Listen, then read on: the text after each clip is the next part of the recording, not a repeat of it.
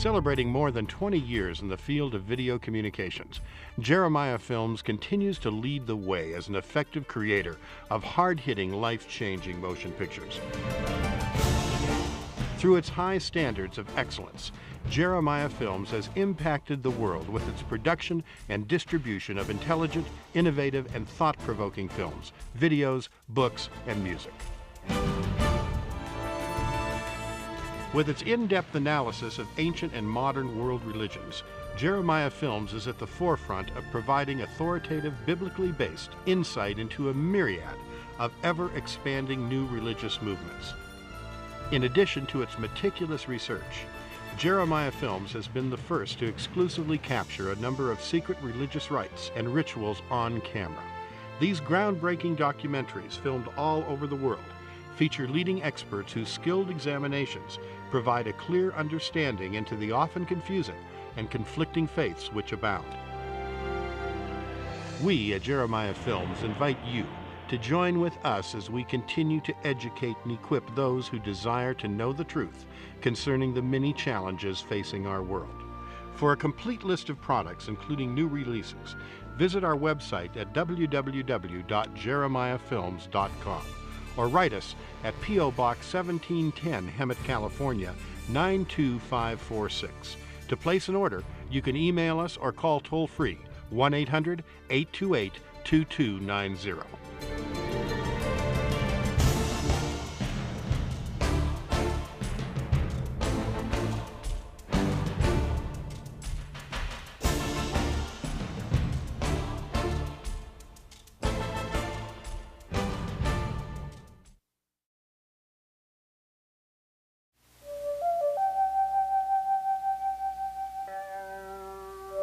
India, land of mystery, is the 7th largest landmass and 2nd most populated nation in the world.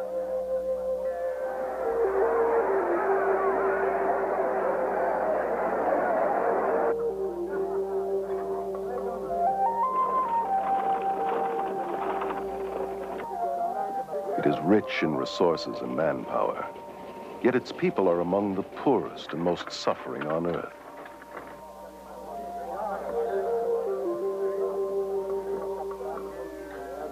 Millions of Indians suffer from malnutrition, disease, and poverty.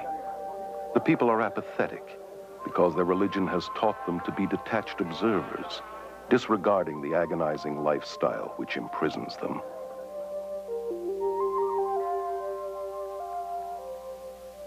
V.S. Naipaul, himself an Indian, describes India as a wounded civilization paralyzed by her religious beliefs.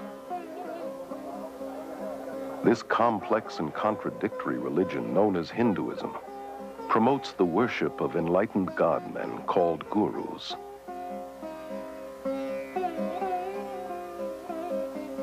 And countless idols.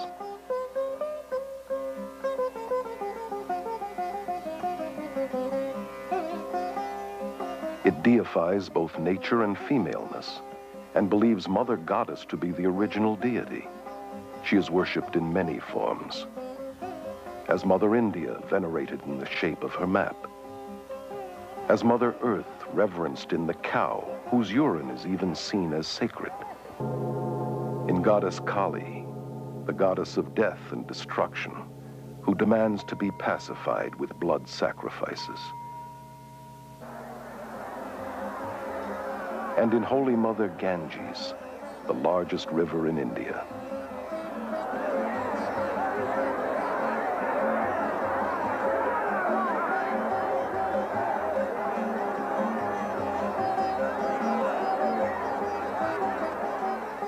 This river is worshipped by millions who flock to her banks to perform daily toiletries and annually dump hundreds of thousands of dead bodies to assure them of a better reincarnation. Its pollution does not dampen the spiritual fervor of the people who believe its waters to be essential for all religious ceremonies and imbued with magical and healing powers. Incredibly, the West is today looking to Hinduism's superstitions for hope. The religion that has all but destroyed India has now infiltrated every area of Western society. Protesting that it is not religious but scientific, it is transforming our minds, science, medicine, mass media, politics, and the church. Hinduism is most seductive when it wears the mask of Christian terminology and has shockingly managed to disguise itself as the latest Christian thought. Hundreds of thousands of Western pilgrims have journeyed to India seeking enlightenment and have disappeared by the hundreds.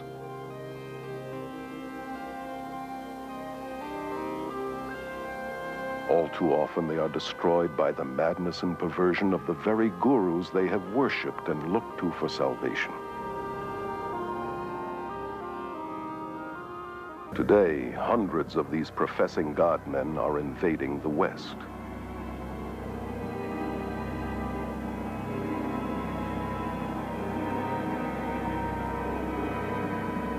Is there any need for alarm? Or should we continue to welcome these gods of the New Age?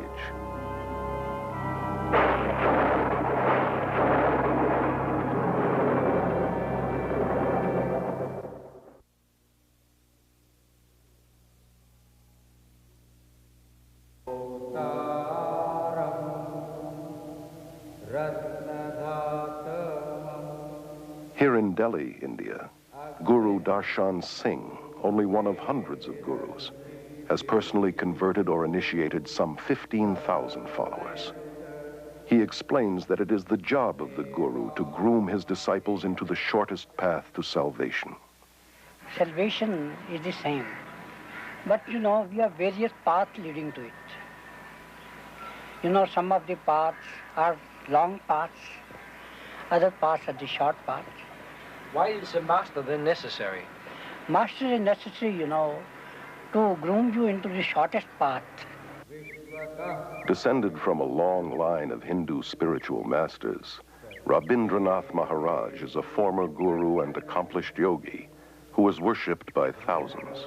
The Hindu needed to be near his guru. The Hindu needed to consult his guru. He eventually saw his guru as the only means to salvation. It is absolutely extraordinary also to look at disciples of some of these gurus that I saw in India, for example. These adoring, huge, open eyes that just will accept anything from him and that just love him beyond anything. I loved Maharishi. I worshipped him. Therefore, everything he said or did or thought was perfectly right in my eyes. I just met Bhagwan and there it was. It's nobody else than him. Bhagwan is my master and I love him. I'm in love with him. That's the only thing I can say. Guru Bhagwan Rajneesh, given refuge by the American government after fleeing his native India, has purchased a 100-square-mile ranch in central Oregon, to which his red-clad disciples flock from all over the world.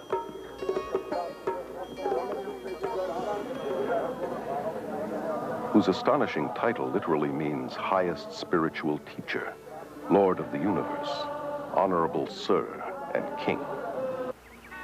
Carol Matriciana is a journalist and author of the book Gods of the New Age. Born and raised in India, she moved to London in 1973, where she became one of England's leading authorities on new religious movements. Prior to Rajneesh's death and the closure of his commune in Oregon, I had the unique experience of spending some time there. Rajneesh would come out twice a day in one of his 96 Rolls Royces and literally be worshipped by his thousands of Western devotees. It was so sad to see their complete devotion to a mere man who considered himself to be God. Part of his required allegiance demanded that his followers always wear orange, India's holy color, and a portrait of their master around their necks. His spokeswoman and right-hand lady, Sheila Silverman, tries to explain the attraction and magnetism of her master. He is something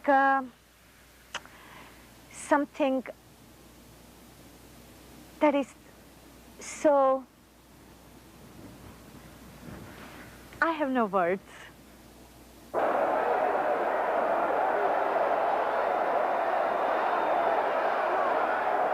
It is a love relationship, master and disciple.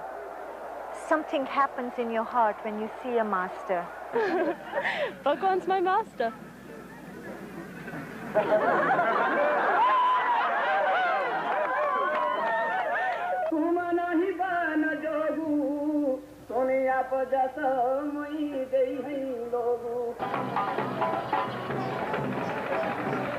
Here at the Kumbh Mela Festival, or Aquarian Fair, in Allahabad, India, 20 million Hindus gather to witness an endless procession of hundreds of these self-proclaimed God-men.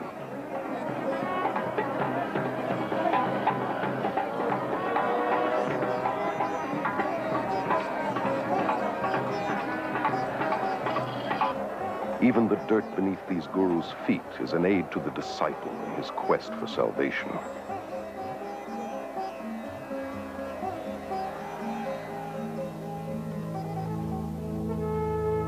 This footage was covertly photographed and smuggled out of India. Naked priests are considered to be the holiest and most dedicated of guru disciples. Many cover their bodies with cremation ashes and dirt and mat cow dung into their hair.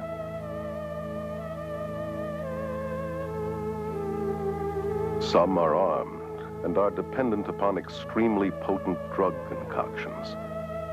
They have surrendered everything, families, possessions, and even their minds, becoming literally insane out of devotion to their guru. Well, Guru is our best friend, philosopher, and guide, and he shows the way to God.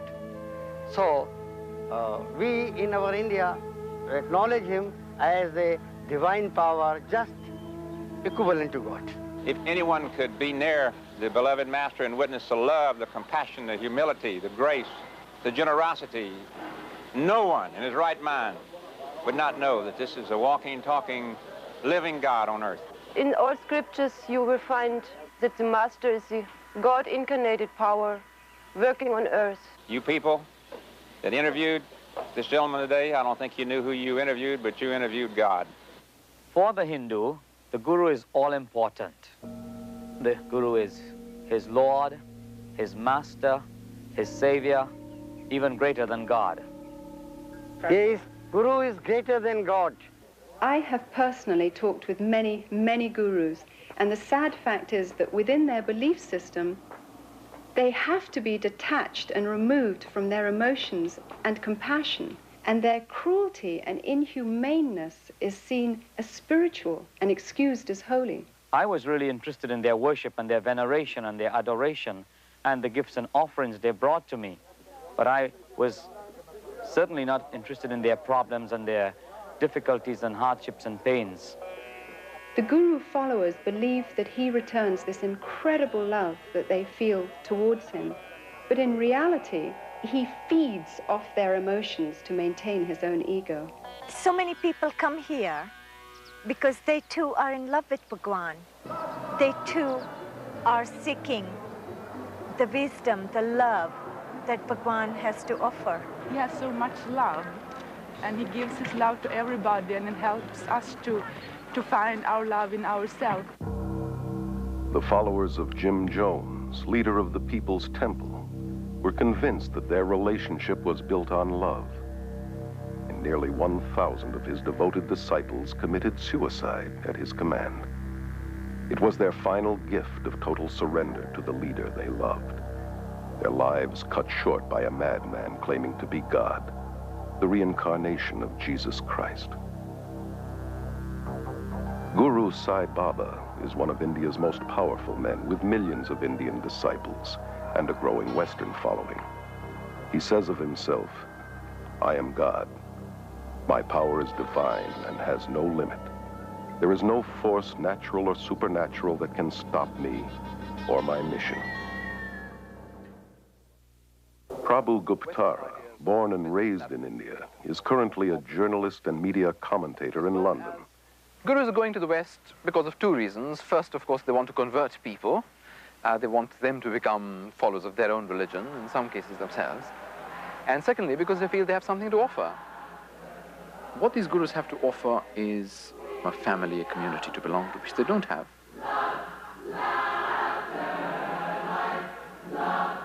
Thousands of seekers, most of them from broken or unstable families, and already emotionally wounded, are becoming victims of the gurus.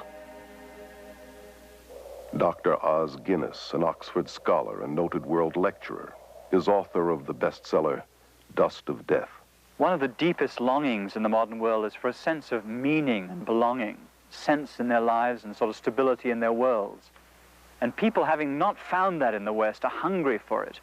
And reacting against the West, they're backing into the arms of the East without looking at it straight. Ed Senesi is a former member of the International Society of Krishna Consciousness, known as the Hare Krishna movement.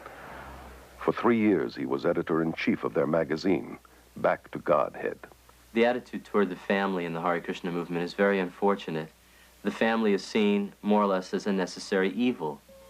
Eckhart Floater, a successful German journalist, became a devoted disciple of Rajneesh in 1979 and spent several months with him in India. Rajneesh clearly says that the family, that marriage, that all these traditional family bonds are rotten. The only relationship that counts is between his disciples and him. Kathy, devoted disciple of Maharishi Mahesh Yogi for 15 years, was a teacher and governor of Transcendental Meditation, known as TM. I thought Tim was strengthening my family, but it was really weakening it because I was turning all my attention in on myself. If you have an allegiance to your wife or your children, to the extent that you have that dedication to those people, you are less dedicated to the organization. I either had to become a member so I could go with him, or he was going to divorce me because he was not supposed to have any outside attachments. He said it wasn't that he didn't love me anymore, and in fact he still loved me very much. It's just that I was only human and Bhagwan was superhuman, and therefore he was more deserving of my husband's love than I was. How many of these people loved their neighbor, their family, in this totally giving way?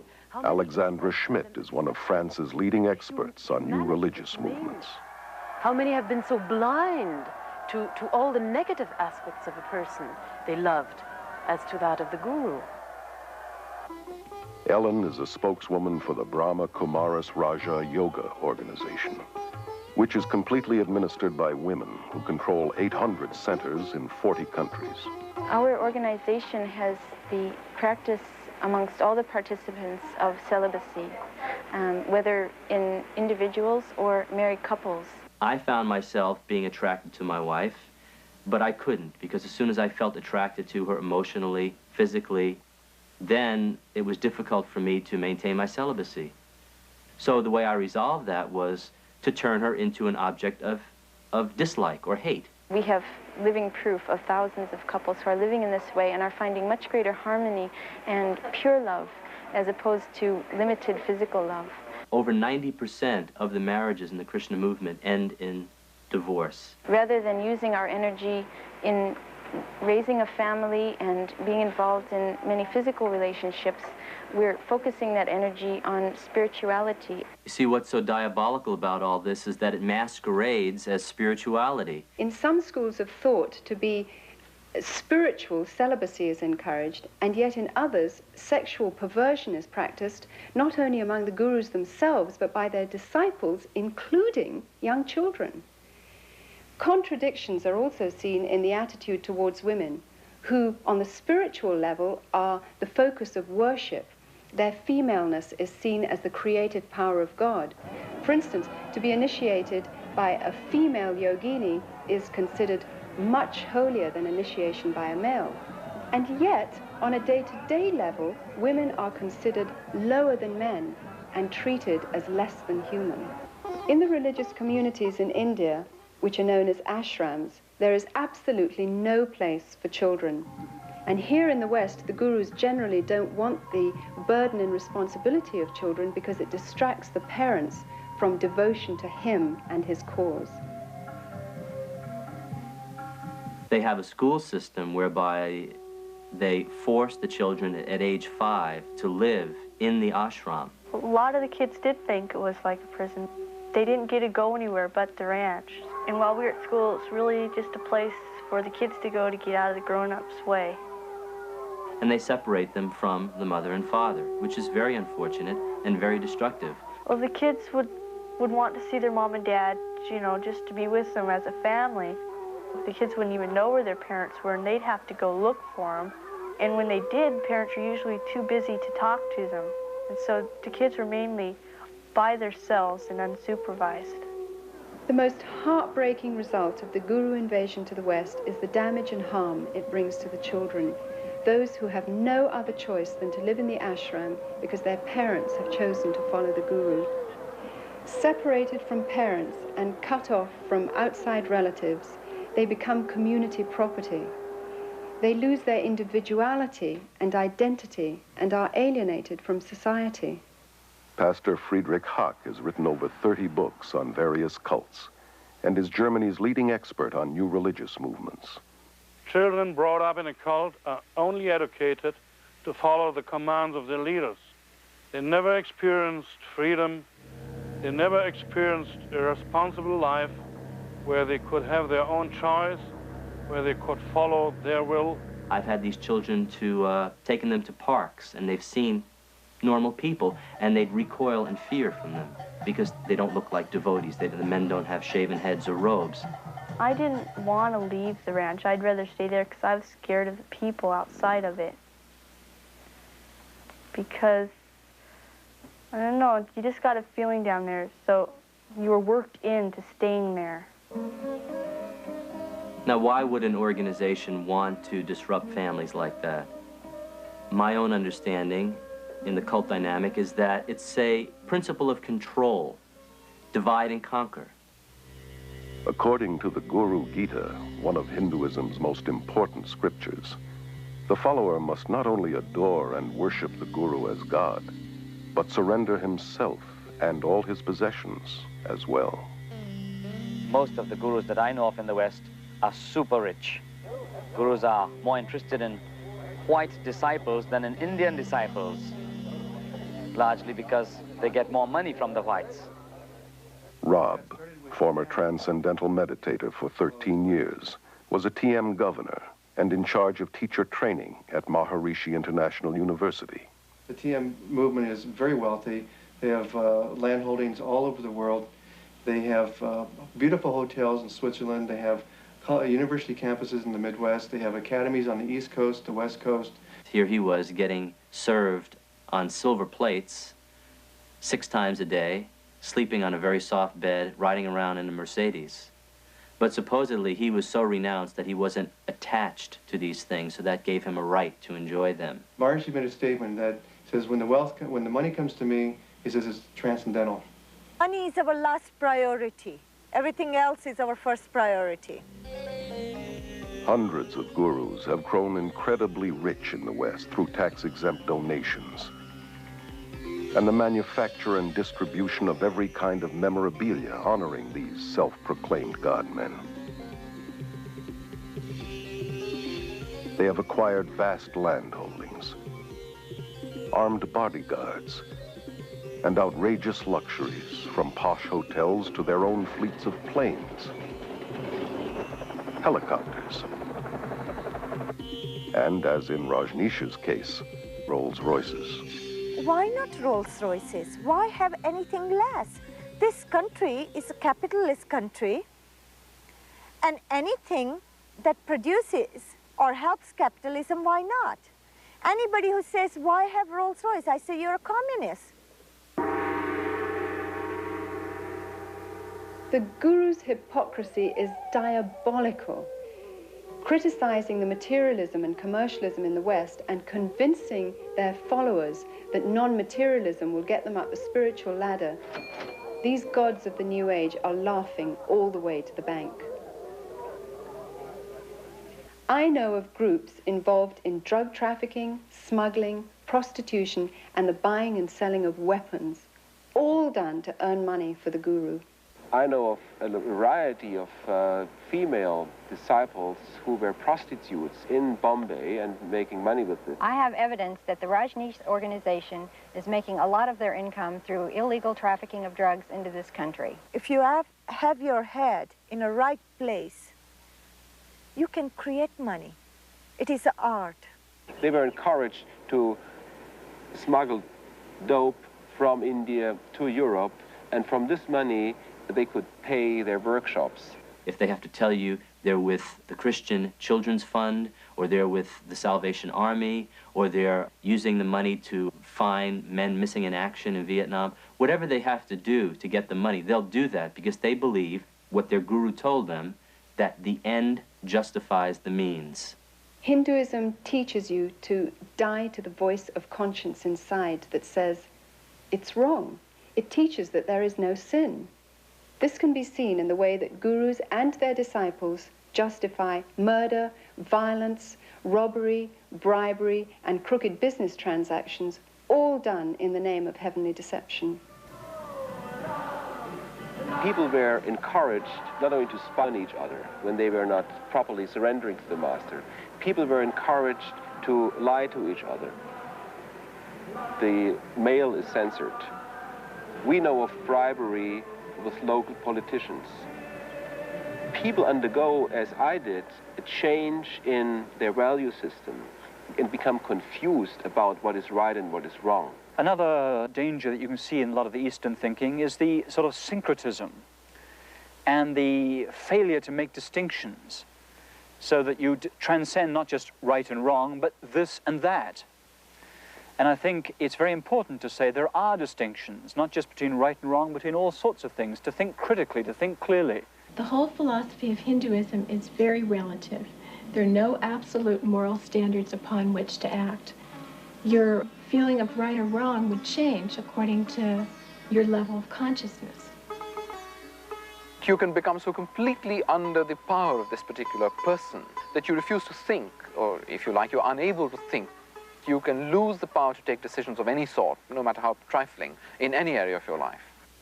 Sally Belfridge, former resident of Rajneesh's religious community in India, wrote of her disillusionment in her book, Flowers of Emptiness. I felt more and more kind of drawn into this emptiness of his. It's impossible to describe. It's more than charisma. Charisma doesn't do it justice at all. It's more than an aura. I really believed that he knew something I didn't, that he was on a plane that I was not. They ask you for total and also brainless obedience and worship because they are God and they are more than human, and you have to follow these gods. You are not asked to deal with your brain and to ask questions. I discover with amazement and dismay the readiness of people to submit. So many people in the world feel that they've got to fling themselves headlong and believe and give up their autonomy. People love to give up this heavy freedom that we have to carry with all the decisions and the effort it implies. Freedom in the East is freedom from individuality. So it's a detached freedom that has no high place of man. And a lot of the Eastern way of thinking is like a sort of mist that falls in, or it's been described as an embrace that smothers any differences. I found that I lost my identity somehow. He had no identity. He was a sort of conduit to the infinite.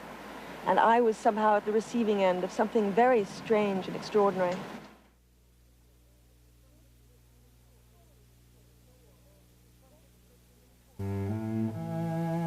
One just was taught to ignore all of the dreadful, the intolerable poverty and suffering of India.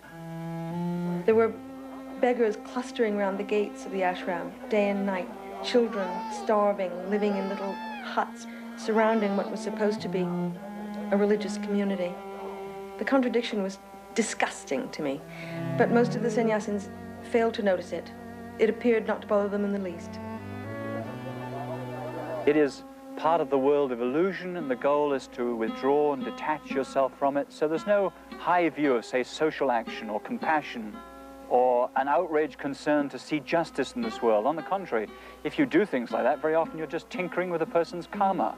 They believe that when a person suffers, that is what he's due as a result of the law of karma, because you've done something very sinful in this lifetime or in a past lifetime. So there's very little compassion. I was a member of the Social Service League at the college, and we were trying to do what we could to help people in the villages. A gentleman who was head of the Department of Hindi came around to us and said, why are you doing this? These people who are suffering in the villages, sick or diseased or whatever, have come to earth in this state because they have done something wrong in their past lives. Now, no matter what you do to them, if you cut short their suffering in this life, what will happen is they will simply come back in their next life in the same state or a worse state. So you're really wasting your time. We feel that the cause of suffering is within, and so to allow people to experience peace themselves, we teach courses in meditation. They seek to escape suffering by numbing their emotions and compassion through meditation. Maharishi, TM's guru, once said that a hungry person can become a happy hungry person through practicing meditation. Although the Hindu tries to convince himself that suffering is only in his mind, an illusion as he calls it, Maya, at the same time, he believes that he has to suffer again and again by forever being forced to return to this world through reincarnation. There is no escape from this endless wheel of samsara, life and death, because in Hinduism, unlike Christianity, there is no forgiveness, because there is no sin. Therefore, sadly, also, there is no hope. All the gurus that I know of in the Western world teach reincarnation, a doctrine very central to Hinduism. Reincarnation is all about dying and coming back to this world in one form or the other. Hare Krishna people believe in transmigration of the soul, as they prefer to call it, traveling from body to body to body. These physical bodies don't last forever, even though the soul does. So in the same way that a driver needs to change cars, in the same way we need to change from one body to another. Gandhi called reincarnation a burden too great to bear.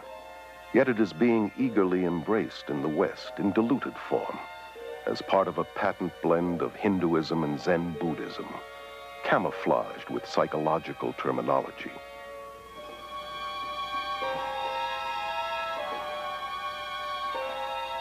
This New Age religion is promoted through thousands of worldwide networks and hundreds of major gatherings, such as this Mind, Body, Spirit Festival held in Los Angeles.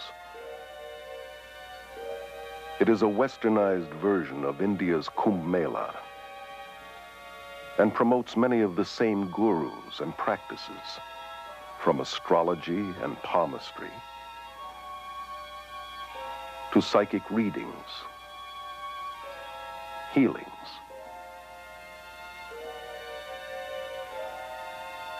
and meditations. The festival, now international, was started in London in 1977 by Graham Wilson.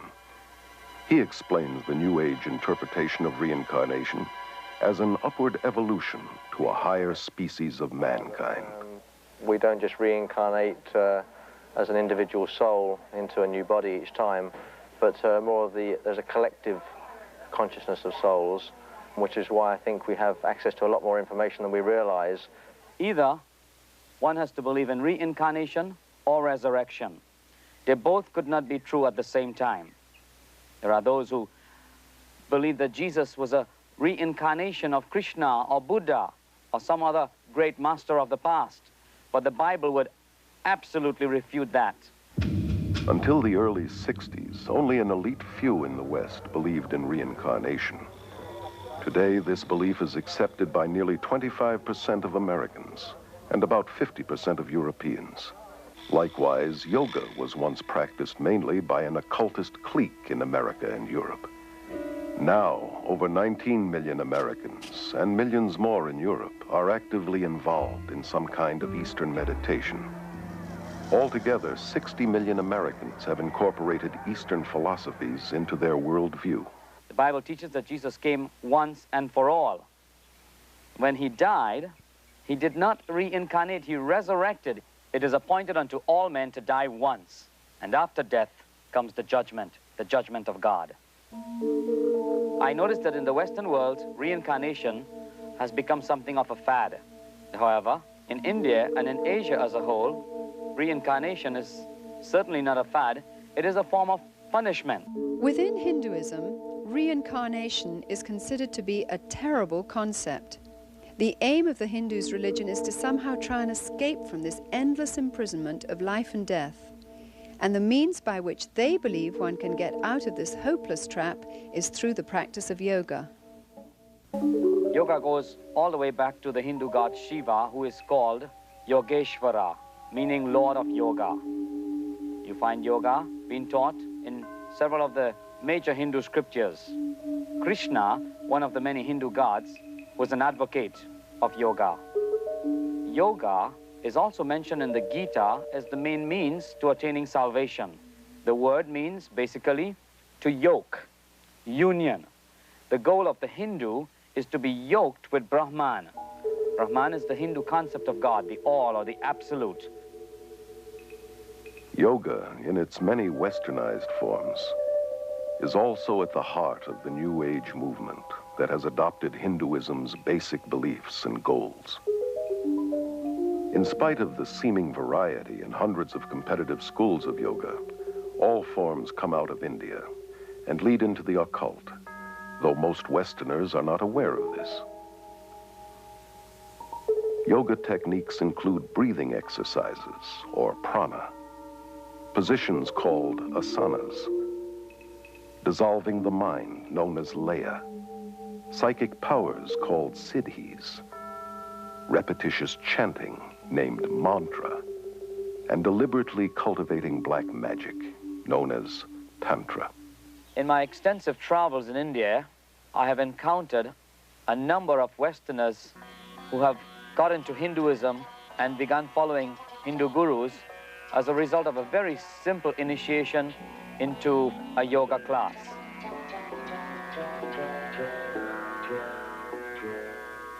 Yoga is in many ways the heart of Hinduism. There is no Hinduism without yoga, and there is no yoga without Hinduism. Although there are many types of yoga, the one most familiar in the West often passes for physical exercise and is called Hatha Yoga. It promises mental and physical health, but its Hindu roots and real goal to yoke with Brahman are seldom taught. Ellen believes that Raja Yoga, or yoga of the mind, is the highest form of Hinduism. The Brahma Kumari's Raj Yoga is a form of meditation where the soul begins to understand itself clearly and has a connection with the Supreme Being. Raj means royal and yoga means union, so the link with the Supreme Being. And through this yoga, I become the ruler over my own self, over my mind and my life. Johanna Michelson, former yoga teacher and assistant to a psychic surgeon, tells of her experiences in the occult in her autobiography, The Beautiful Side of Evil. Another word for mantra is charm, or to cast a spell, if you will. And in mantra yoga, a word or a phrase or the name of a demon god is repeated over and over and over again to bring the individual to a vibration level that will attract that which is being chanted for, to bring about the desired effect. It's exactly what the white witches and magicians, so-called, use in the casting of their spells. We were always told, no, it's just a meaningless sound. Had nothing to do with Hindu gods. But every time a person would sit down, they'd be invoking a Hindu god by thinking that mantra over and over again, be stronger in their life.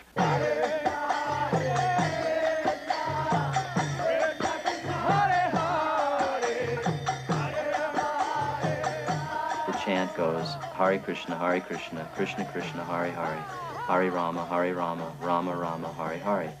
108 mantras is one round, and they chant that 16 times a day. That takes 2 hours to do every day. That's the minimum requirement the guru exacts from that.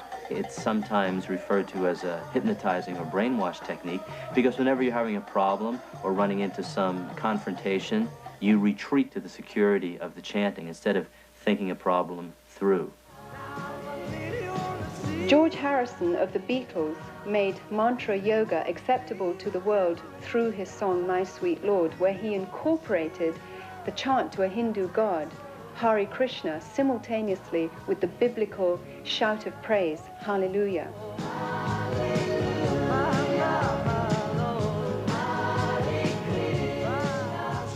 He said he did this deliberately to show that both religions are the same and to make Hinduism more acceptable. To pretend that all religions are the same is dishonest, as is the merger of various religious techniques. For instance, more and more Christians use the name Jesus much like a mantra. They claim that it's a tool to get them into the presence of God. Jesus said that repetitious prayer is not acceptable to God.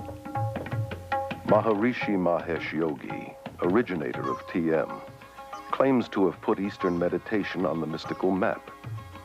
With over 3 million followers, TM is the largest guru movement ever to invade the West.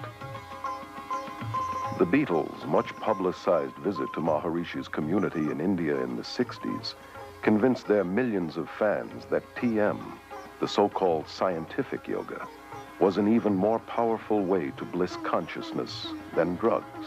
What makes TM unique and different from any other practice that's going on today is that it offers enlightenment very quickly. It offered a jet ride, you might say, to self-realization. I started experiencing being lost in this state of awareness called the Absolute. In essence, Maharishi taught that we all come from that nothingness, and that is the source of all our consciousness, of all of our thinking and everything we do. Maharishi's primary thrust is the marketing of his Siddhi Yoga, which is designed to develop psychic powers such as levitation. These courses, like most guru programs, cost thousands of dollars. Rob was able to finance his advanced training through government student loans, totaling $6,000. During these sessions, it's a very strange environment. People speak in tongues, they yell and they scream, they talk in foreign languages. It's like a madhouse, and it's real crazy. Everyone bouncing around on foam pads, flying up in the air. Rajneesh is one of India's most controversial gurus, largely because of his endorsement of shocking sexual practices as a prerequisite for salvation. His brand of yoga, called dynamic meditation, is a New Age combination of Hinduism and psychotherapies. This exercise, involving rigorous breathing and hyperventilation, is designed to arouse the serpent force called Kundalini, which the gurus believe lies coiled at the base of the spine.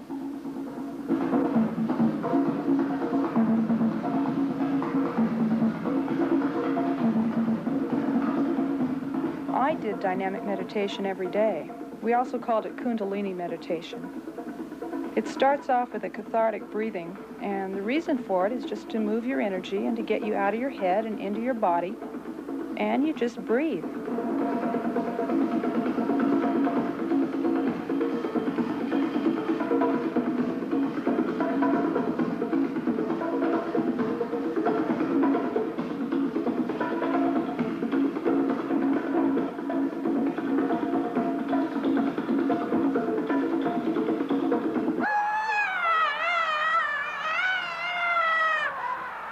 The next phase, the screaming phase of dynamic meditation, feels like when you finally had an opportunity to throw a tantrum when you were a little kid.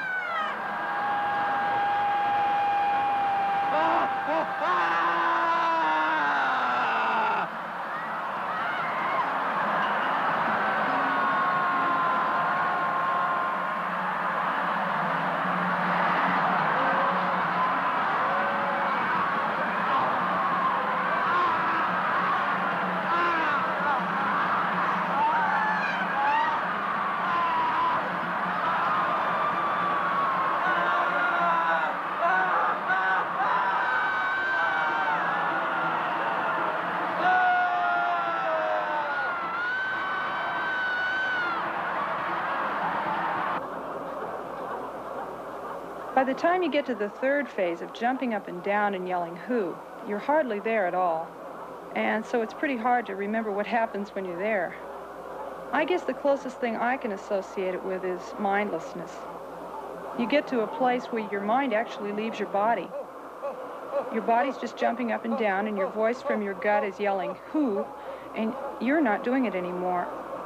You become one with this whole energy.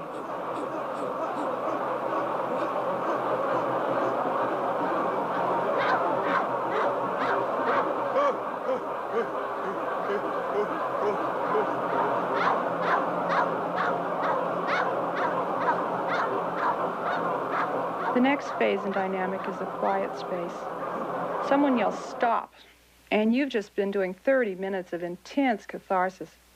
And what happens after being in such incredibly intense movement for so long is just a feeling of peacefulness and stillness. My mind actually stops, and I feel a oneness with the whole universe. There have been glowing reports published giving credit to the gurus and their pseudo-psychological techniques, but neglecting to mention the thousands of cases of emotional and mental breakdowns, insanity, suicide, beatings, murder, rapes going on in guru centers, various guru centers worldwide. It is alarming to realize these dangerous techniques for enlightenment are being incorporated in psychotherapies, self-help seminars, and are even being accepted in mainstream Protestant and Catholic churches and seminaries. One of the fastest growing yogas in the West today is Tantra. Seductively offered as an exotic means for enhancing one's sexual experiences. Like all yoga, it is designed to provoke possession by Hindu spirits in order to break the chain of reincarnation. In Tantra, advanced disciples indulge in the most degenerate behavior, from human sacrifices to sexual perversion and sorcery. Tantra Yoga is the extreme expression of Hinduism. If you will, it's the black and so-called white magic in which the Shakti, the Kundalini force, is aroused, the psychic powers that accompany it are in full bloom, and the individual, depending on his personal preference, can channel this force either into the black magic, which includes rites of meditating upon severed heads, human heads in India, and eating bits of flesh and the unconsumed parts of the cremation rites and other practices, horrifying practices. Or they can take it into what they call the white magic part of it, in which they are using this power, this force, for healing, for the benefit of mankind, if you will. Yet Anton LaVey, the Pope of the First Church of Satan, has said it very explicitly. He said that to believe there's any such thing as white magic is mythology. There is no such thing as white magic. All of it has its source in occult psychic power, and it has nothing whatever to do with God. Toby is a yoga teacher at the Scandinavian Yoga and Meditation School in Aarhus, Denmark, which promotes Tantra Yoga.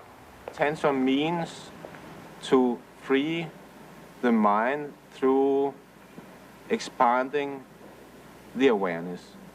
That means to be able to meet more and more of the reality in everyday life. Although yoga is sold to the West through various gimmicks and techniques, its basic occultism remains the same. The hope of immortality is at its heart, and the dream of realizing one's own inherent divinity is its ultimate purpose. Becoming a Christ, they call it. Despite the claims that yoga is only physical and non-religious, it is the very essence of Hinduism's spirituality. It eventually leads to the realm of the spiritual, to meditation, where the person looks into himself to find the true self, and in finding the true self, he believes he's finding God. You know, the frightening thing to me now, as I look back, is I started having the experience that I was God. And as God, I could completely structure my life and my universe exactly the way I wanted it. Dave Hunt, noted author and lecturer, is one of America's leading experts on the New Age. His books include the bestseller, Peace, Prosperity, and the Coming Holocaust. He explains that Hinduism is based upon the same ideas that the Bible says the serpent introduced to Eve in the Garden of Eden. The yogis teach the same lies that the serpent in Genesis 3 deceived Eve with, that death is merely the doorway to reincarnation, and that humans can become gods. This is either an unbelievable coincidence or an unmistakable identification of the mastermind behind Eastern mysticism. This mastermind is called Satan in the Bible and is also known as the serpent, the ultimate power of Hinduism, symbolized by the serpent, is glorified and worshipped in Hinduism. We see God as the form of light, and the name Shiva is used by our group but meaning incorporeal being, radiating peace, radiating light, love to the whole world. In India, Shiva is known as the god of destruction. He haunts the cremation grounds and wears a necklace of human skulls and wears serpents in his hair. His power is worshipped. Hindu texts describe the power as the fiery serpent within, called Kundalini. Many people are talking about Kundalini, and really it does mean energy. That means whatever you call it, it is about energy. To take away blocks in your energy system so you are able to function in a more effective level. The serpent has been known as energy or the force and worshipped as the symbol of wisdom and immortality in every religion and culture. Only in the Judeo-Christian Bible is the serpent identified as deceiver, destroyer, arch-enemy of God and man. The old dread and fear of the serpent is being subtly removed from our culture. Even children in schools are being taught to accept the snake through yoga positions like the cobra. Michelle, could you show us how we do the cobra? That's it. Arch your back. That's good. Look forward. Good. You hold it for a second? The breathing exercises are designed to teach you to absorb the prana, the energy life force in the cosmos, to channel it into the chakras, the psychic channels, thus awakening the Shakti force, the Kundalini force, and bringing about those psychic powers, which are such an integral and prevalent part in yoga. So very slowly, let's breathe in through our nose. Very slowly. Breathe in. Breathe out. There are many dangers in the breathing techniques. Even the writers and the proponents of these exercises are quick to warn that not only do these things trigger emotional and mental diseases, which have been known to place people even in insane asylums for the rest of their lives, but they also recognize that these exercises can open your soul and your mind and your entire being to a takeover by demonic forces. The followers of the gurus themselves have been forced to form an emergency spiritual network of 4,500 MDs and psychiatrists to treat those who are freaking out on Eastern mysticism. Many people don't realize this, but it's terribly dangerous to go into a meditative state in which the mind is simply left blank, and that ultimately is the purpose of the meditations in yoga. It's like opening the door to a room. Whatever comes through, you have no control over. Many argue that certain yoga techniques can be used as merely exercise, yet that is not yoga's intention. It can be compared to joining the military. While a soldier may get stronger and more vigorous, the purpose of the army is certainly not health care. The aim is to learn how to kill. And so it is with yoga. All yogic exercise was designed to kill the will, mind, and emotions, hence releasing the soul from the endless cycle of reincarnation. I thought I was being strengthened, but what I was really doing is flipping into an altered state of consciousness, a form of self-hypnosis, which is very weakening to the mind and to the body. But this weakness made me afraid to give it up. The biggest danger I found in practicing transcendental meditation was the dependency on the technique itself. It's kind of like drugs. A drug addict doesn't want to give up his drugs, and because the experience is so pleasing, and he feels his life will crumble around him if he doesn't have it. I thought I'd have the experience of like leaving Shangri-La and all of a sudden turning old and weak and disintegrating. I was afraid that I would lose my clarity and my energy. But little did I know, when I did give it up, I gained all these things that I never had when I meditated.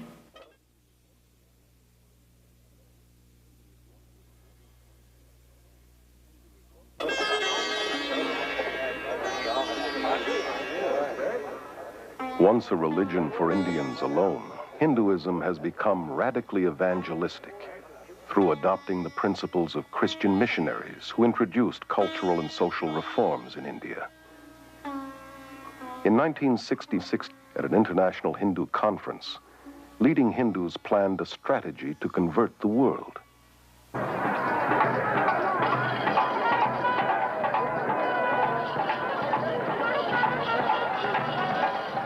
gurus were chosen as the first crusaders. And their tens of millions of converts are now the first Western Hindus.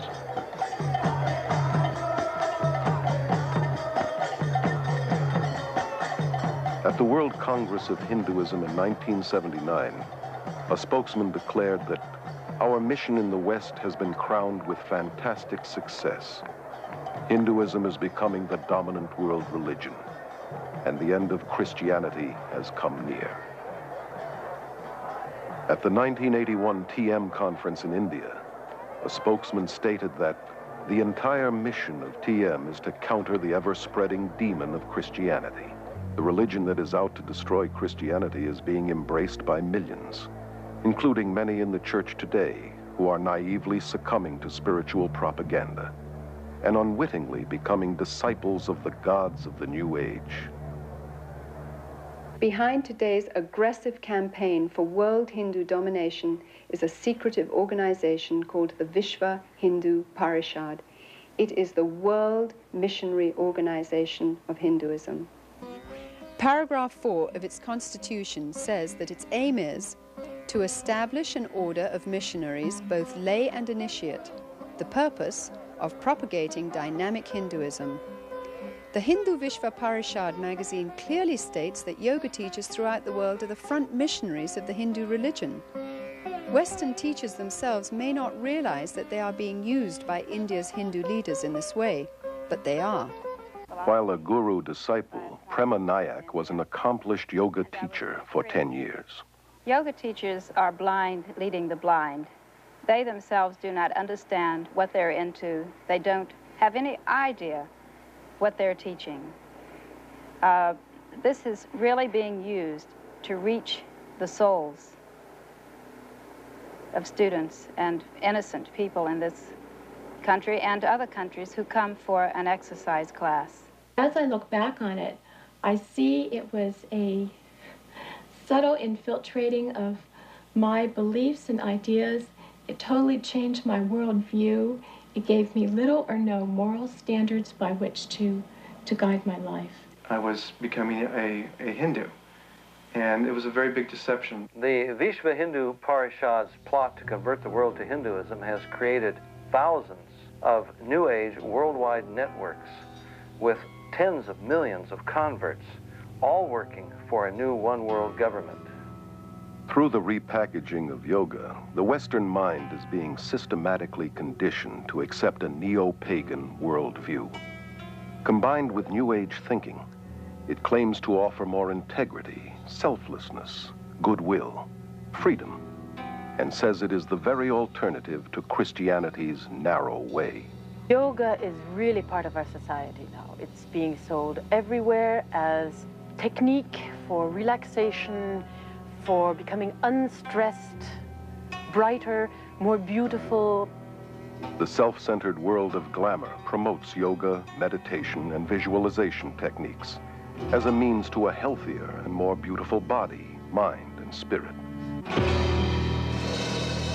Spirituality is in, but with an anti-biblical meaning. Even relaxation has become a spiritual quest for one's so-called full potential through holistic massage, isolation tanks, and hundreds of other New Age techniques. Most of the 2,000 YMCAs across America offer yoga classes. And nearly 2/3 of all universities and colleges make yoga available as part of the curriculum.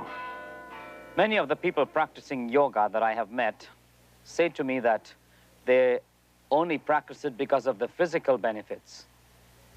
Any Hindu would tell you, however, that there is no yoga that is purely physical. One of the first things I learned in my teacher's training class was that I must talk to the students about the philosophy behind yoga, that this was just as important as the exercises. I will count. Relaxation at the end of yoga class is really hypnosis, where each part of the body is relaxed. So while they were in this state, I read to them about the Hindu philosophy or something from one of my guru's books, So they got it whether they wanted it or not. Yoga exercises were not designed for physical fitness, but to realign the serpent force within the body. To achieve godhood, that yoking, which is what yoga means, with Brahman. Anyone interested in physical fitness ought to do exercises designed for that, not yoga. Many hospitals have set up their own yoga and meditation classes to provide stress reduction for patients, doctors, and nurses. Doctors and dentists who wouldn't think of promoting Christianity or Judaism on the grounds that it is religious are unwittingly involving their patients in Hindu practices. The last 2 years I've been working with some German doctors. That was in research of breathing exercises. In our Danish school, we get patients from the doctors, typical with a baguette, with nervous symptoms, with high blood pressure, with stress, and so on. In addition to promoting yoga, fitness and health magazines advocate various schools of vegetarianism, a practice essential to Hinduism.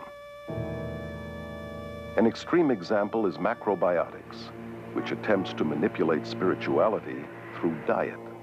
Maharishi once said that vegetarianism was the highest form of diet. This is essential in order to have deep experiences in meditation, because the vibrations in animal products are innately of the nature to pull the soul down into the lower levels.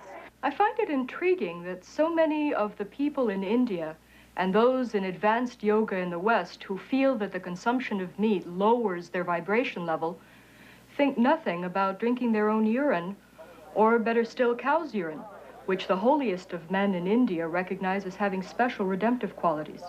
We only eat food that's prepared by yogis who are in remembrance of the Supreme Being, so that those vibrations are filled in the food, and these affect the mind very much. They also teach that anyone outside the movement is more or less evil. He's a meat eater, he's a karmi. You're not able to have as much endurance, not as much strength, because I was a vegetarian for many years, lost a lot of my strength. I've quit my so-called wicked ways, in other words, killing game and eating the flesh of animals. I'm strict vegetarian, as this diet so ordains. God did not ordain vegetarianism. Jesus was not a vegetarian. He fed the multitude with fish on more than one occasion. He himself ate fish and the Passover lamb. While the Bible would not condemn vegetarianism as a means for health, it would condemn it as a means for spiritual enlightenment. Health food stores are among the main fronts for guru organizations and recruiting, and are major distributors of New Age literature. Thousands of MDs, PhDs, chiropractors, and dentists are enthusiastic proponents of New Age holistic medicine. These New Age practitioners operate from the premise that treatment of the body must begin with treatment of the mind and spirit. These therapies involve countless techniques, most of which incorporate altering one's consciousness, or hypnosis. Always part of the occult, hypnosis has become the main bridge between Hinduism and modern science. Hypnosis creates the same states of consciousness that you experience under drugs and in yoga. Accepted in medicine and psychiatry, hypnosis is the heart of self-improvement and positive mental attitude courses. And hundreds of misinformed Christian psychologists use hypnosis in their daily counseling. Even in the church today, faith in God is being replaced by faith in our faith, in our positive thinking, in the idea that somehow if I can make myself believe that something will happen, then it really will. This is a counterfeit of the true faith. Many believe that hypnosis is okay if used by qualified counselors. Somehow used by the right people makes it scientific and not occultic. So Christians naively use it, as do many of the new consciousness movements like EST, Scientology, mind dynamics, silver mind control, and alpha brainwave training. In pursuit of Freudian myths, psychiatrists use hypnosis to regress patients back into their childhood and into the womb, where they relive the traumas of their birth, despite the scientific fact that the prenatal, natal, and early postnatal brain is not sufficiently developed to carry memories. I did indeed experience my original birth thought, but I felt it wasn't enough. I went back and I experienced my thought during my conception, and then I went back from there to a previous lifetime to experience why I had structured my conception the way I did. I mean, it's never ending. You can just keep going. Moreover, they take them right back into prior lives where they come out with factual recountings of lives they've lived all over this earth. Obviously, the memory is not coming from the brain. It's coming from a deceptive source. The field of medicine is embracing numerous New Age beliefs that cannot be explained scientifically, such as acupuncture, which claims to manipulate the Kundalini force with needles, and biofeedback, which uses a monitoring device to train a person to control ordinarily involuntary functions, such as blood pressure. The Menninger Clinic's documentary on biofeedback calls it the yoga of the West. Elmer and Alice Green, pioneer biofeedback researchers, admit that it creates the same state of consciousness and results as yoga. This electronic yoga has now been introduced by psychologists into the world of sports, including the Olympics. Businessmen are coming to yoga today because they want to be relaxed in the middle of their day. They want to train their ability to concentrate. Self-help therapies are a motivational tool used by hundreds of competitive businesses across America. Weekend success and positive mental attitude seminars and mail-order subliminal persuasion cassettes promise to improve personal and business performance through a blend of humanistic psychology and Eastern mysticism. One such course, called New Age Thinking for Developing Your Full Potential, has changed thousands of lives for such prestigious clients as the IRS, CIA, U.S. Army, Navy, and Air Force, NASA, General Motors, IBM, Xerox, Rockwell International, Bell Telephone System, Bank of America, and scores of police and fire departments. The human potential movement, with its emphasis upon self, self-esteem, self-love, self-acceptance, a positive self-image, is simply a westernized version of the yogi's self-realization, the guru's concept of the divine within, that we're all God. Rolling Thunder, the Shoshone Indian medicine man, has said, scientists will eventually discover what pagans have always known. That's exactly what's happening through the invasion of Eastern mysticism into the West. Many leading scientists have enthusiastically embraced Eastern mysticism in recent years. Hinduism, which claims to be the oldest religion, is being deceptively packaged as the new science. And a lot of the East is very seductively packaged. It's put over very carefully so that they don't stress the religious side, they'll put the scientific. They don't stress the spiritual side, they'll put the physical fitness or whatever. The yoga we teach has nothing to do with religion. It is scientific methods in the way that you do something and then you get results. Maharishi found out that in the United States that people would not buy the religion package. So offered the scientific package, started getting scientists involved, started to do experiments on meditators such as the breath rate, the brainwave patterns, etc. And when they found out that the metabolic rates lowered during meditation, they found they could present it scientifically and people would buy it better that way. Even as teachers, we were taught the puja ceremony. We were bowing down to Hindu gods, and yet we didn't really feel we were teaching a religion.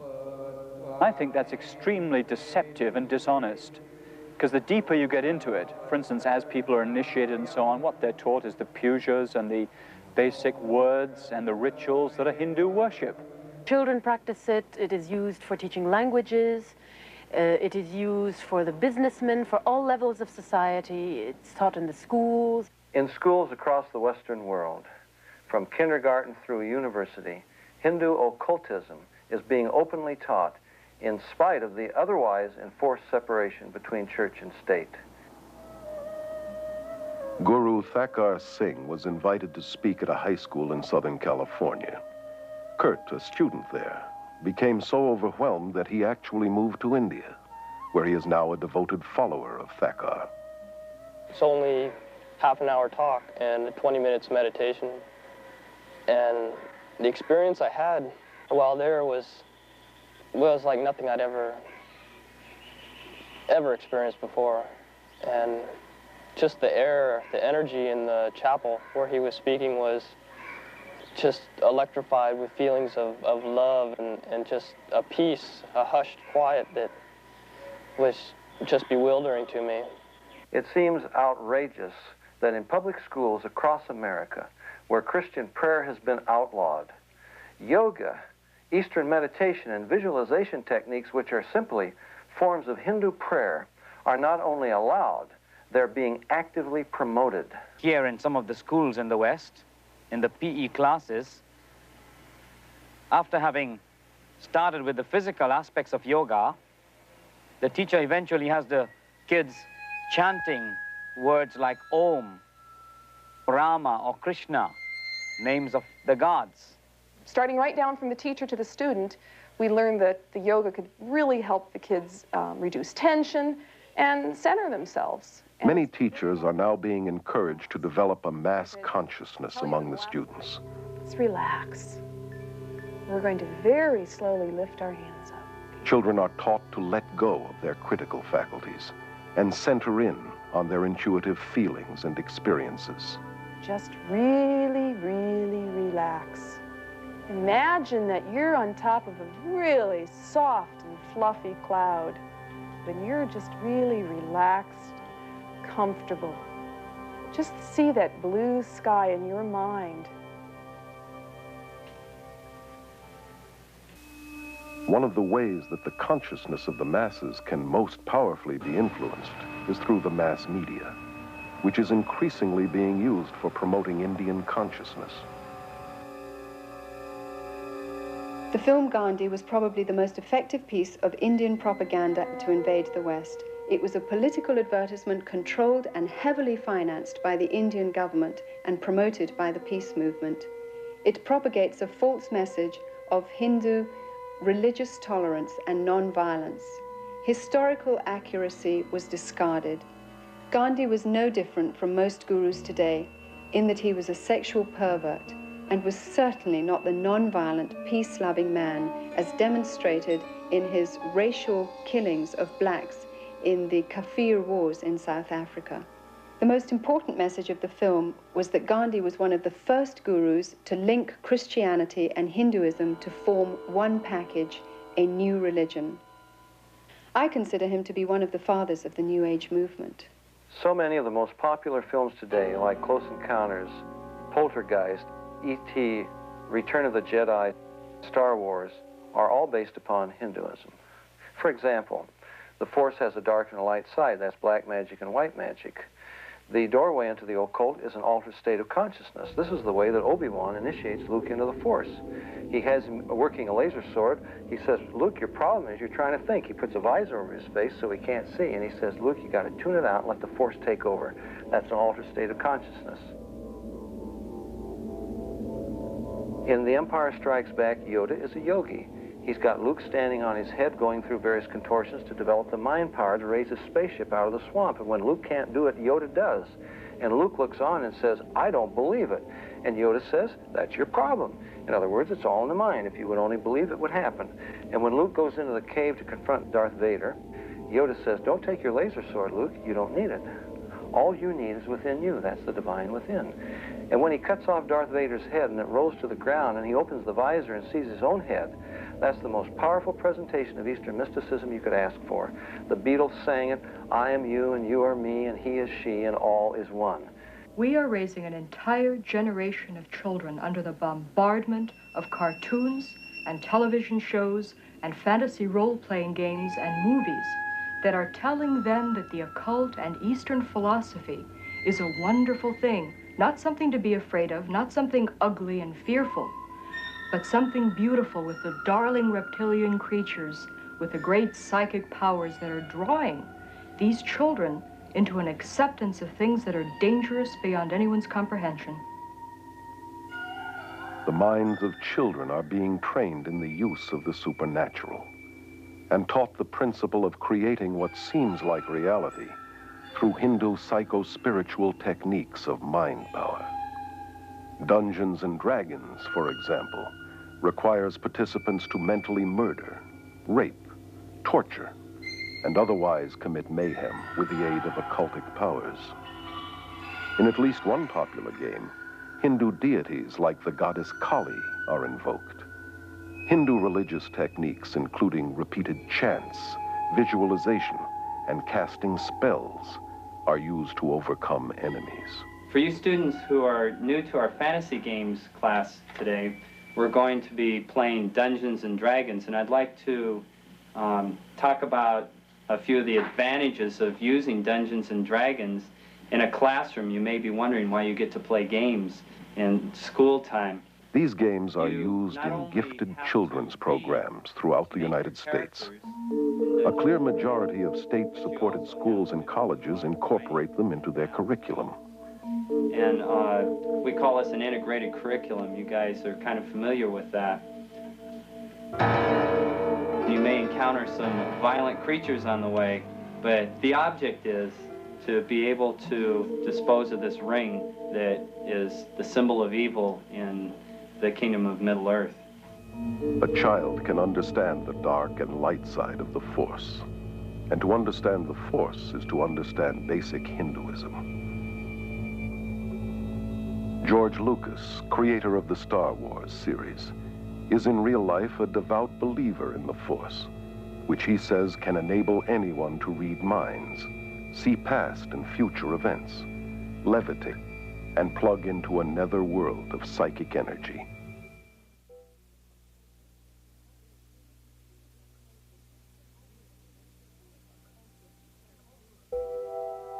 The Eastern gurus, the occultists, cultists of every description, have taken the terms of the Bible and felt every liberty to redefine them according to their basic presuppositions. God becomes not a personal individual, a spirit with whom we have a personal relationship. Through his Son, Jesus Christ, he becomes an impersonal force. God is something, an energy that permeates every one of us, each and every one of us. And it's both personal and non-personal.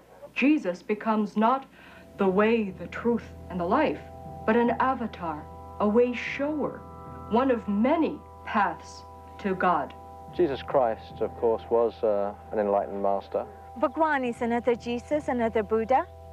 Jesus Christ was a great master, like our master is today. The Word made flesh, as the Bible puts it. Jesus himself warned us that in the last days many would come claiming to be Christ and Messiah. Our landscape today is literally crawling with individuals claiming to be Christ, and the Eastern gurus are right on the top of the list. There are two things the gurus have done. On the one hand, they've used Eastern-type words that are floating about in the West, words like energy, vibrations, and so on. And they've also used words, phrases, ideas from the Bible, from the teachings of Jesus, misused them, twisted them around to draw people to themselves, to suggest that the things that Jesus was talking about are actually the things they are talking about, when actually it's not so at all. In Holy Bible, it has been explained very explicitly that be ye perfect even as your Father who is in heavens is perfect. And we are also basically the same as he is. And when you know you're a perfect man, then you can go upward and you can become divine. Each human being is naturally peaceful, naturally pure, naturally good, and the quality of evil is our unnatural state. So in meditation, we're practicing that, focusing on the original, pure, divine self, which is our true state. If humans are inherently good, then why do they lie, cheat, steal, make war? Whatever good there is within us apparently isn't enough to keep us from doing evil. Therefore, to seek salvation from within is to seek it from the wrong source. We're not separated from our higher self. We're separated from God by sin. Ernst Winter has a PhD in international law. He was a diplomat in the Austrian Foreign Service for 10 years, and from 1968 through 78 was a director with the United Nations. My greatest concern really is the growing interest and dedication and application of Eastern mystical thought and practices within traditional Christian groups and churches. There's a vacuum, there's a longing. They want to be filled with, quote, religious experience. Today's New Age teachings falsely claim that Hindu spiritual experiences are compatible with Christianity. And the incredible thing is that so many Christian leaders, through their books, magazines, sermons, radio and TV programs, encourage millions of Christians to seek Christianized Hindu experiences. Many people who are in the Christian church have come to us and have had deeper experiences of spirituality and of God as a result of this meditation. As a society, we've become geared to basing our beliefs on our experiences. If our experience and our feelings tell us that something is valid and genuine and good, then we automatically assume that that is the measure of absolute truth. No distinction is made whether this is a spiritual experience coming from God the Father or from the ruler of this world. The appreciation of Satan or the devil or demons has diminished enormously because rationality says there cannot be a Satan, cannot be demons. These are psychological phenomena, maybe even have to be treated by a psychiatrist. Opening, therefore, to spiritual experiences one's soul opens many people to the occult. The Jesus who came to me in times of deep meditation gave me visions and experiences that were beautiful beyond description. I was convinced that because I was witnessing miracles of healing, because these things are so filled with love, they must be good and from God.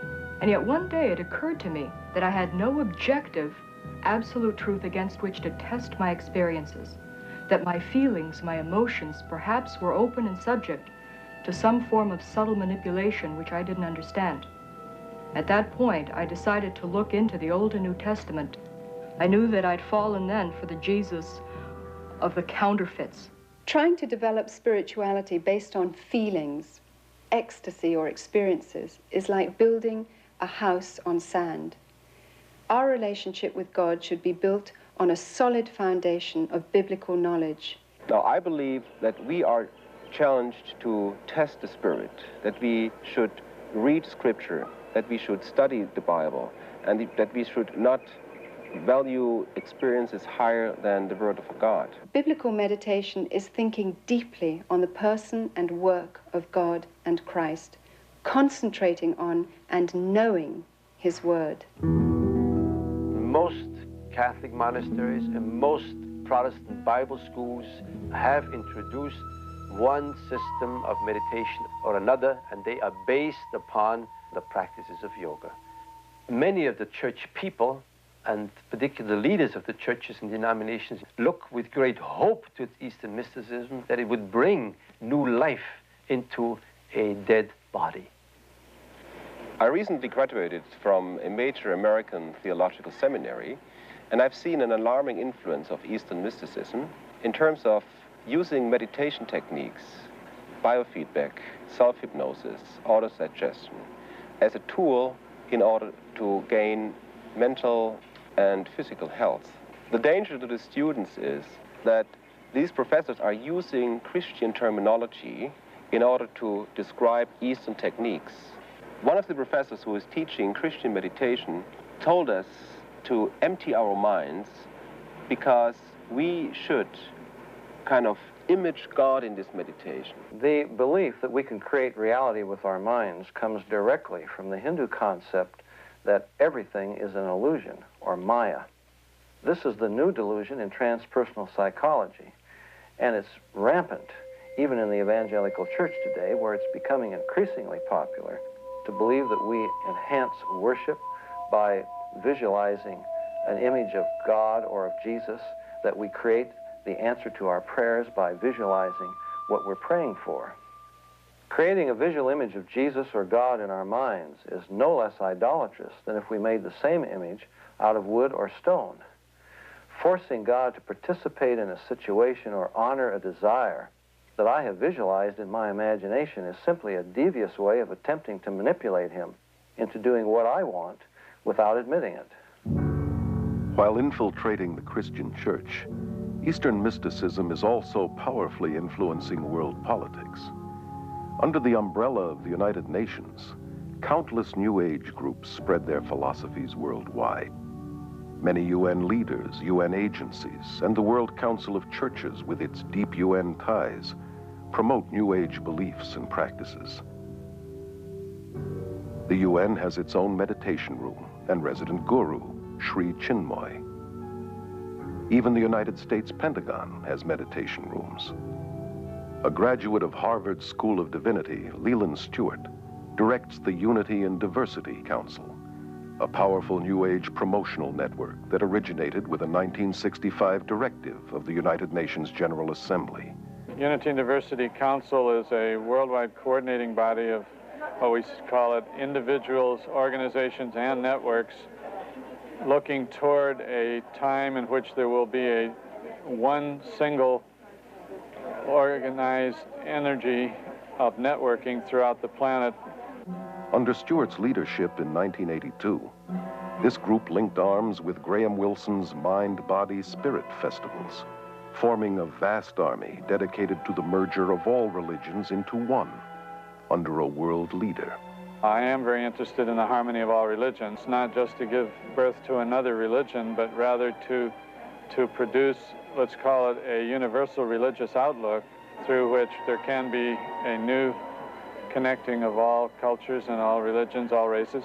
In this growing consciousness of sharing godliness and looking for a leader to lead everyone into this new heaven, the UN plays a very important role inasmuch as it is a support system. Any group that meets to discuss these matters would be very eager and very careful to have UN sponsorship. Our organization has been represented in the United Nations. We have an office there, and this has been going on for approximately 5 years. We've been involved in all the sessions that are going on in the UN. We've been able to watch and participate, offering meditations and presentations. How is this possible? I think it became possible by the thought and actions of one man in the UN, Robert Mueller, who was continuously emphasizing that the UN has to be a support system to this conditioning of man, to this sharing desire, to this looking for a one world government, for one world leader, and playing down, and I believe myself correctly, that the UN is not that world government, that it is a conditioning device, that it is an aid, a support system. It gives prestige to otherwise completely outlandish groups. The Brahma Kumaris World Spiritual University in India is used by the UN and its members for conferences focusing on world peace and unity. Delegates from all over the world, VIPs, are attending to express their ideas and to experience peace in a very real way themselves. This experience will enable them also to draw up new laws for universal peace. This will be endorsed by heads of state and submitted as a practical form for the United Nations. Many evenings, the UN building is even used for lectures, talks, meditations, enlightenments, on how to make one better world. The leaders are asked to meditate and be involved because this is part of their instruction or brainwashing, and all this is part of the conditioning for the vision of a new world or of a new age. This guruistic system in politics is very dangerous for our democratic society. It will at least bring a loss of freedom, a loss of security, and a big danger for all mankind. So I believe Guruism is preparing the world for some political fascism too. Actually, we're being prepared for this surrender to an authority in a way that perhaps we don't realize.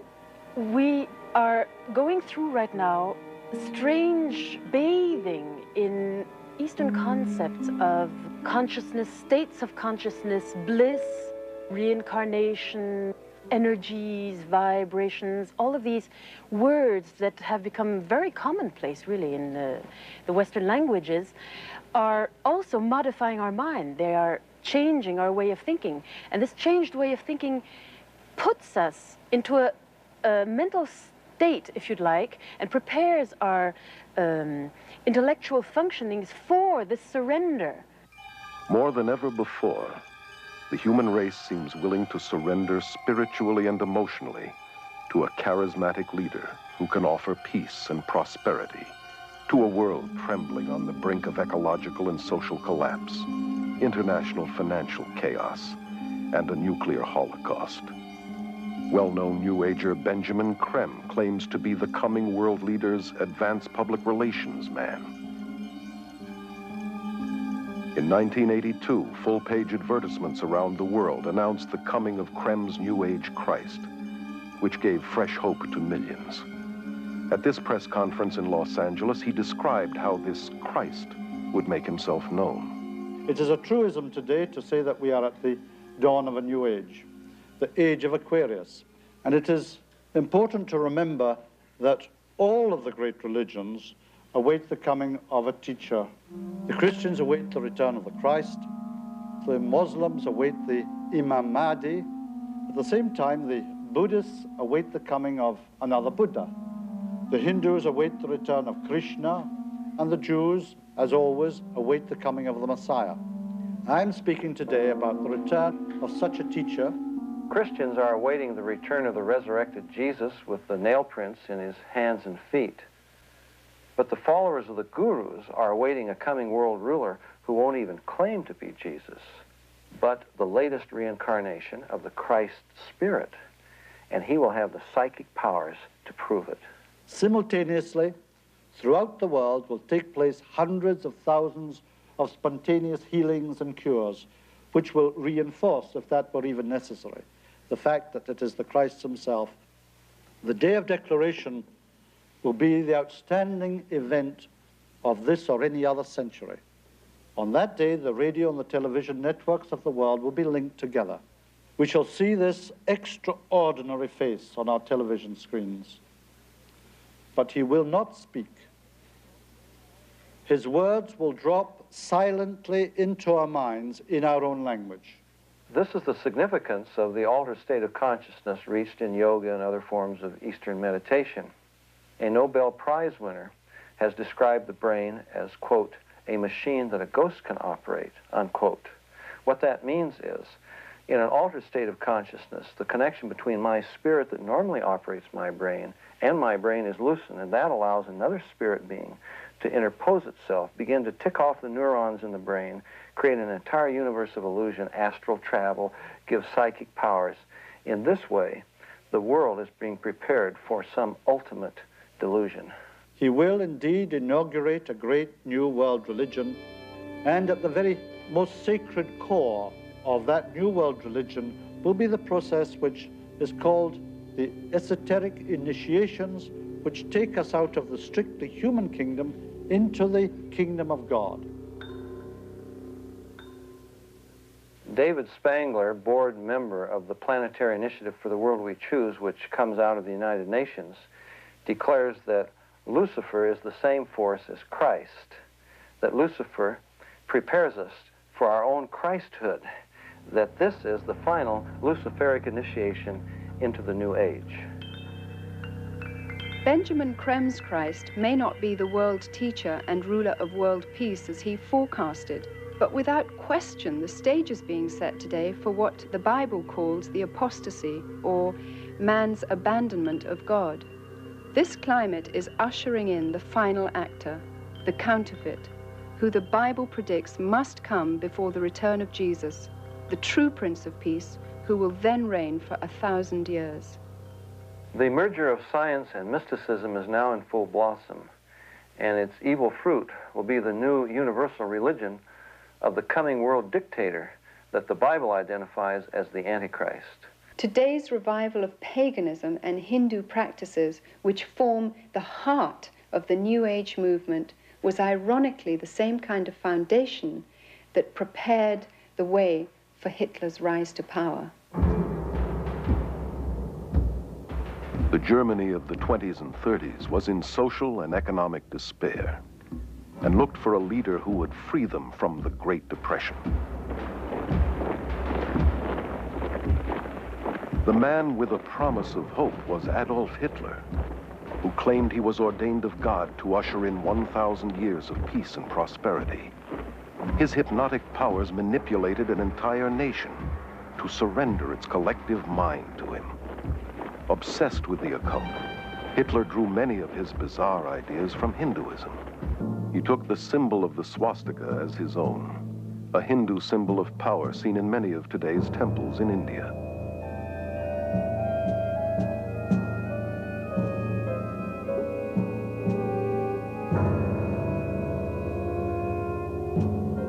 Millions of Germans who submitted to Hitler as though he were God died for him and his cause, much like the followers of Jim Jones.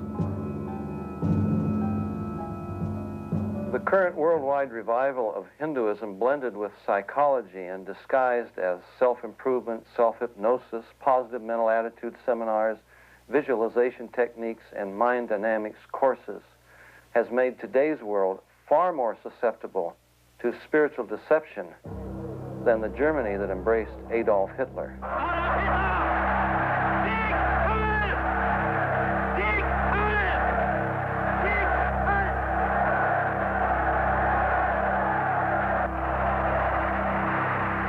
Today, a desperate world is looking for another spiritual leader. Has the human race learned nothing from its own mistakes?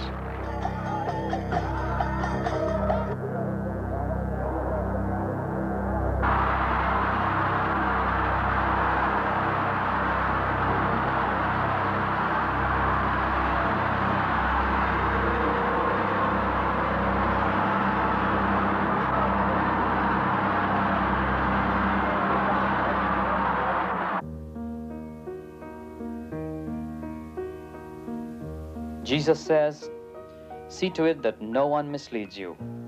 For many will come in my name, saying, I am the Christ. Behold, here is the Christ, or there he is. Do not believe them. For false Christs and false prophets will arise and will show great signs and wonders, so as to mislead, if possible, even the elect. Let no one deceive you. The apostasy comes first, then the man of lawlessness is revealed, the son of destruction, who takes his seat in the temple of God, proclaiming himself to be God." Jesus said, "I am the way and the truth and the life. No one comes to the Father except through me."